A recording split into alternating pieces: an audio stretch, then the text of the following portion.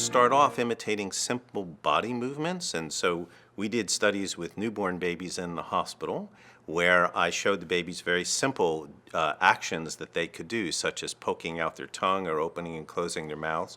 And the miraculous thing is that kids can imitate those easy, simple gestures right at birth. They can detect the correspondence between your face and their face and duplicate those actions. And that's really quite remarkable because it shows that they're able to use perception, the perception of somebody else's body, to map onto their body and to drive their own action to copy you. You know, when we tested newborn babies, and babies had never seen their face before. There are no mirrors in the womb, and yet when they looked up at an adult's face, they could sense the correspondence between the body parts they see on somebody else's body and their own and duplicate them. But the newborns and the babies in the first months of life only imitate simple body movements.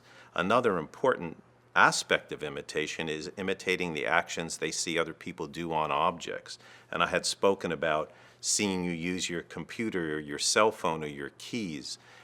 Those are actions on objects, not simple body actions of not using objects. And children at about 9 months, 8, 9 months, begin to copy not just what your body does, but how you use your body to influence other actions in the world. And they learn about causal development and tools and special devices, again, from watching adults imitating on actions. Again, from watching adults imitate on objects.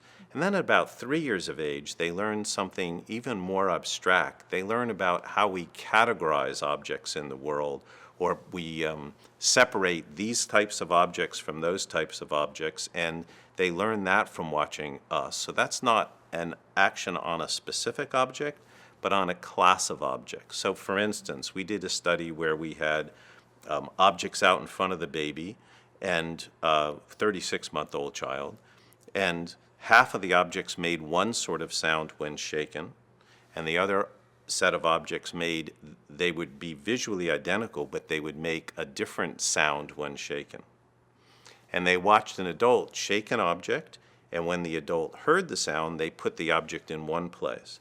Then they shook another object, and when it made a different sound, they put it in a different place. And the child watched this at 36 months, then we mixed up the objects and gave them to the child.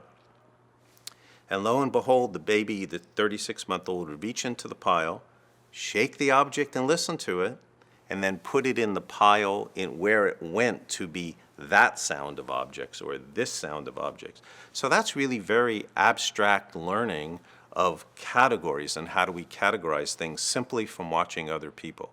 Children are influenced by parents' own style of executive functioning. And I think that's sort of abstract imitation in my sense of being able to detect abstract patterns and putting them into action yourself. You can see how parents would regulate their own behavior, whether they're impulsive or whether they stop and reflect about things and weigh choices and paths of action. And I think children that are raised in families that see that abstractly imitate it and abstractly adopt that way of interacting with others or the world. So for me, imitation is a fundamental mechanism of learning about other people and learning about objects in the world.